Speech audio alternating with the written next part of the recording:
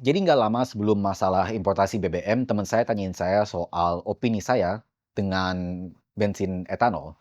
Dan saya bilangin pada dia bahwa etanol itu tidak memiliki tempat dalam mesin harian. Etanol itu hanya untuk alat industrial sama mesin balapan. Tidak buat penggunaan harian. Dan dia tanya gue kenapa? Dan gue ceritain semua masalah yang orang bule punya dengan etanol. Karena di negeri-negeri barat, etanol itu lumayan umum buat octane booster di dalam bensin mereka. Dan hasilnya adalah banyak orang bule yang ngeluh kalau mereka itu mesinnya suka kaatan lah, atau mereka biarin bensin di dalam mesin winter mereka, lalu pas musim salju tiba-tiba tangki bensin mereka penuh air. Karena here's the thing, etanol itu dia itu hydrophilic, jadi dia itu bisa mengikat air dari udara sampai tersaturasi dan sampai mengendap. Jadi kalau kamu punya kendaraan, kamu isi sama bensin etanol, dan kamu biarin buat waktu yang lumayan lama, seperti misalnya musim salju, nanti lama-kelamaan airnya akan keserap dari udara dan mengendap di dasar tangki. Jadi mesin kamu nggak bakal bisa nyala.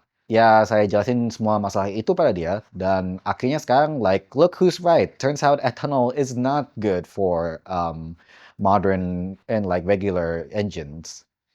Jadi gitu, itu ngapa saya bilang sama dia bahwa etanol itu sebenarnya tidak cocok untuk penggunaan harian karena masalah korosi sama masalah endapan air. Dan saya juga jelasin pada dia ngapa etanol itu sebenarnya bagus buat mesin balap karena etanol itu again it's an octane booster. Dia itu bisa meninggikan oktane dari bensin yang dicampur dengan dia. Jadi buat mesin balapan yang punya kompresi yang sangat tinggi, etanol itu sebenarnya cocok sekali sebagai bahan bakar.